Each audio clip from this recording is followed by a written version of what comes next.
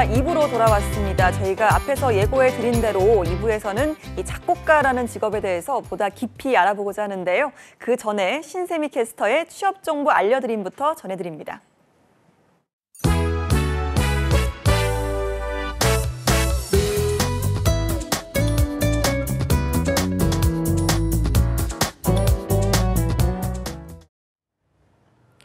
네, 취업 정보 알려드림의 신샘입니다. 공기업 및 공공기관 취업 소식입니다. 지난 28일부터 한국섬유기술연구소에서 신입 및 경력사원 채용을 시작했습니다. 연구행정직, 신규 사업 기획, 공산품 분석 등 총 9개 분야에서 모집 중이며 공통 지원 자격으로는 고등학교 이상 기졸업자 및 졸업 예정자입니다. 어학 요건이 우대사항으로 포함된 분야인 경우 토익 750점, 토익 스피킹 130점, 오픽 IM, JPT 750점 이상이며 이때 해외 대학교에서 학위를 취득한 유학생인 경우 어학 점수 대체가 가능합니다. 모집 분야별 세부 내용이 상이하기 때문에 채용 사이트 확인이 반드시 필요합니다. 모집 기간은 4월 15일 자정까지입니다. 또 29일부터 한국항공우주산업에서 대졸 신입사원 채용을 진행하고 있습니다. 연구 개발 및 일반 분야에서 모집 중이며 학사 학위 취득자 및 졸업 예정자, 그리고 최종 학력 기준 평균 학점이 3.0 이상 지원 가능합니다. 공인 어학 성적과 관련 분야 자격증 보유한 분들을 우대하고 있으며 모집 분야별 중복 지원은 불가능하다는 점 유의하시기 바랍니다. 모집 분야별 관련 전공 및 세부 사항은 채용 사이트에서 확인하시기 바랍니다. 모집 기간은 4월 10일 오후 5시까지입니다.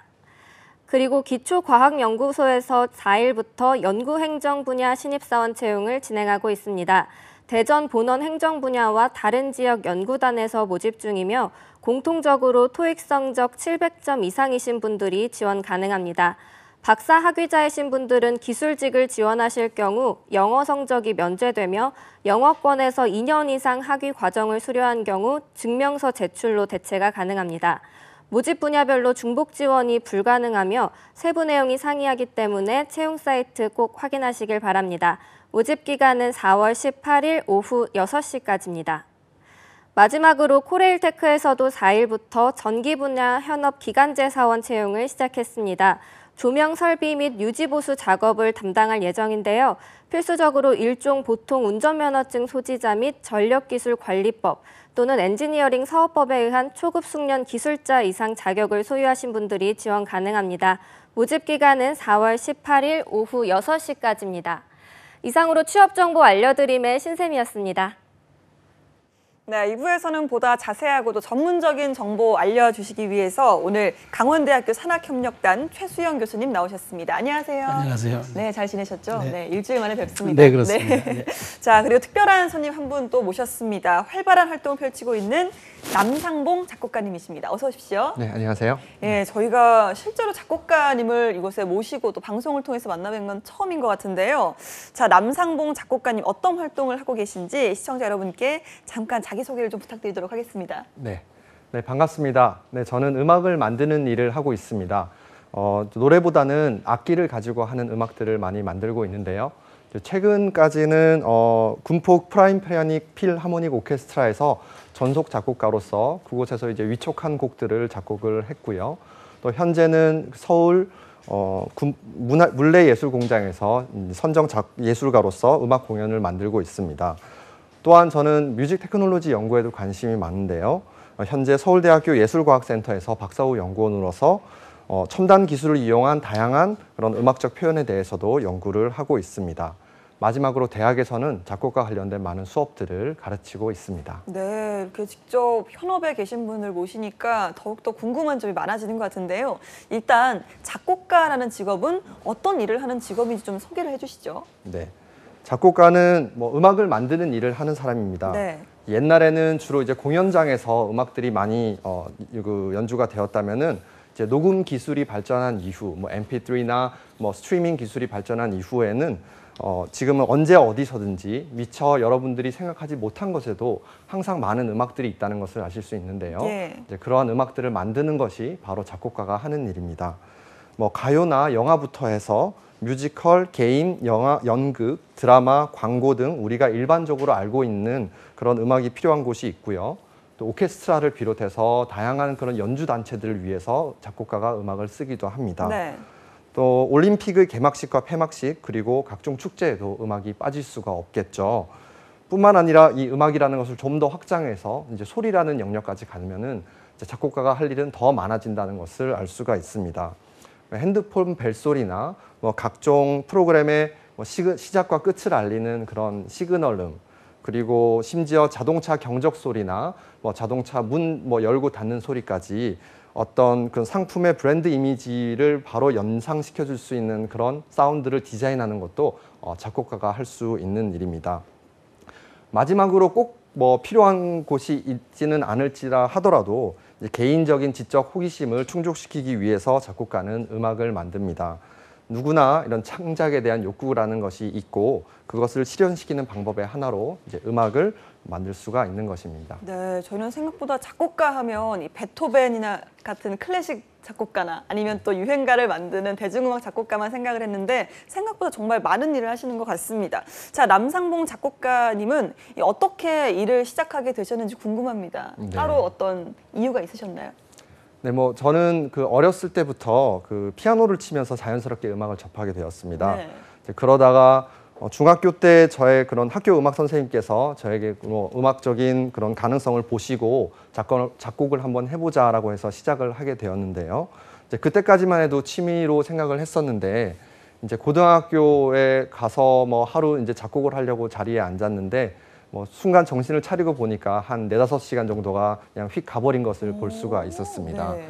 네, 그렇게 해서 뭐 제가 뭐 다른 일을 하더라도 언제 이렇게 뭐 몰입을 할 수 있는 다른 일이 있을까 생각을 해서 그때 이제 진로를 결정을 하게 되었습니다. 그렇군요. 사실 저희가 아까 일부에서 이야기를 했지만 작곡가가 되는 과정이라는 게 참 애매합니다. 다른 직업이나 뭐 기업 같은 경우는 따로 공개 채용하는 어떤 시험이라는 게 있잖아요. 네. 작곡가는 그런 게 없다 보니까 좀 막연하게 느껴지거든요. 어떻습니까? 네. 그 말씀하신 것처럼 이제 작곡가는 입사 과정이라는 것이 일반화되어 있지 않는 경우가 많습니다. 예. 보통은 음악에 뭐 뜻이 있는 분들이 학교를 통해서 혹은 개인적으로 음악을 공부를 하게 되고요. 뭐 아까 말씀드린 그런 다방면의 분야 중에서 이제 자신이 원하는 방향을 선택을 한 뒤에 그쪽 영역에서 소위 뭐 무명 생활이라고 하죠. 네. 이제 그 함께 경력을 만들어 가기 시작을 하고 점차 능력을 인정받아서 이제 그쪽 분야의 일을 할 수 있게 됩니다. 그렇군요. 일단은 뛰어들면서 좀 다양한 실패도 좀 해보고 좀 네트워크도 좀 쌓아야 되지 않나라는 생각이 네, 드는데요. 맞습니다. 자, 작업 과정이 좀 궁금합니다. 어떤 방식으로 그 영감이라고 하죠. 영감을 얻으시거나 곡을 작업을 하시는지 좀 궁금하거든요. 네, 작곡가에게 이제 영감이라는 것은 곡 전체를 꿰뚫는 그런 메인 아이디어가 되는 경우가 많습니다. 그렇기 때문에 매우 중요하다고 할 수 있는데요. 작곡가마다 이 영감을 어떻게 얻을 것인가에 대해서는 뭐 다 각각이 다릅니다. 이게 언제 올지도 모르고요. 네. 하지만 그냥 기다리고 있을 수만은 없기 때문에 각각의 방법으로 그것을 찾으려고 노력을 많이 합니다. 네. 저는 그런 삶이나 예술의 뭐 다양한 그런 경험들이 그런 영감을 얻을 수 있는데 도움이 될 수 있다고 생각을 하고요. 이제 이렇게 영감이라는 것은 곡을 만드는 데 있어서 매우 중요한 일이기는 또 하지만 이것만 있다고 해서 또 곡을 다 만들 수 있는 것도 아닙니다. 네. 영감이라는 이런 아이디어를 구체화를 시키고 또 하나의 곡으로 완성을 시키기 위해서는 작곡 기술이라는 것이 또 필요하게 되는데요. 이 작곡 기술이라는 것은 뭐 다른 사람의 음악을 많이 듣거나 또 많이 따라해보고 또한 뭐 그 자기의 경험을 통해서 이렇게 얻어지기도 합니다. 이렇게 그 영감과 아이디어와 참신한 아이디어와 또 탄탄한 그런 기술력이 바탕이 돼서 그런 것이 조화가 되었을 때 네. 좋은 작품이 나올 수 있다고 저는 생각합니다. 알겠습니다. 사실 뭐 작곡가에 대해서 전 잘은 모릅니다만 뭐 편곡도 하고요. 여러 가지 뭐 믹싱 뭐 다양한 작업을 하시더라고요. 제가 주워 듣기로는 이 작곡가라는 일이 사실 개인적인 직업만은 아니다라는 생각이 드는데요. 어떤가요? 네, 그 뭐 사실은 제가 본다면은 그 작곡가 일은 기본적으로는 개인적인 일이라고 네. 생각을 합니다. 음악이라는 것이 만들기 위해선 그런 수많은 변수들을 그 작곡가가 컨트롤을 하고 조합을 하면서 하나의 완성된 곡을 만들게 되는데요. 네. 이 과정은 정말 고독하다고 할 수 있을 정도입니다. 음악뿐만 아니라 대부분의 작가가 그러하듯이 많은 시간을 개인 작업실에서 보내게 되고요. 이러한 과정을 즐길 수 있는 그런 사람에게는 좋은 직업이라고 할 수가 있겠습니다. 네. 하지만 그 협업을 하는 경우도 종종 있습니다. 뭐 어떤 음악을 하느냐에 따라서 이게 많이 달라지겠는데요. 예를 들어서 뭐 영화 음악을 하는 경우에는 당연히 영화 감독과 이렇게 협업을 해야 되고요. 또 뭐 밴드 음악을 하는 경우에는 밴드 구성원들의 각각의 면들이 음악에 많은 영향을 미칠 수가 있습니다. 하지만 그런 결국 이 음악을 완성하는 것은 그런 개인적인 작업이 되는 경우가 많고요. 그래서 기본적으로 작곡은 개인적인 작업이라고 저는 생각을 합니다. 그렇군요. 참 고독한 작업이라고 말씀을 하셨는데, 자, 그렇다면 좀 어떤 작곡가에 좀 걸맞는 성향이 있다면 아무래도 좀 개인적이고 고독을 즐기는 성격이 좀 아무래도 잘 맞다, 이렇게 볼 수 있을까요? 네. 작곡은 뭐 아까 말씀드렸다시피 개인적인 작업의 양이 상당히 많아서 제한된 공간에 오래 그리고 혼자 일하게 되는 경우가 많습니다. 그러한 작업을 기꺼이 즐길 수 있다면은 저는 뭐 이런 거 추천을 합니다.